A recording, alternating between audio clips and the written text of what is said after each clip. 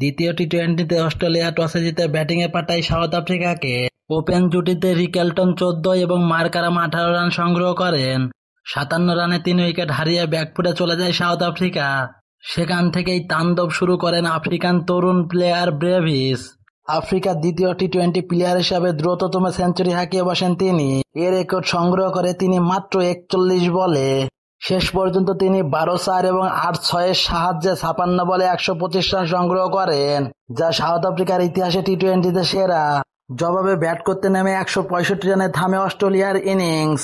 উড়তে থাকা অস্ট্রেলিয়ার middle order batsman Tim David 24 বলে 50 রান সংগ্রহ করেন, যেখানে তিনি 4টি 4 এবং 4টি 6 হাঁকিয়েছেন, এবং দ্বিতীয় সর্বোচ্চ অ্যালেক্স ক্যারি 26 রান সংগ্রহ করেন। সাউথ আফ্রিকার পক্ষে গত ম্যাচে ভালো বল করা মাফাকা 57 রান দিয়ে আজকে 3 উইকেট সংগ্রহ করেছেন। গত ম্যাচে খারাপ বল করা বোস আজকে 20 রানে 3 উইকেট সংগ্রহ করেছেন। লুঙ্গি, নিগিডি, রাবাদা এবং মার্কারাম একটি করে উইকেট সংগ্রহ করেন। শেষ পর্যন্ত 53 রানে জয় পায় সাউথ আফ্রিকা।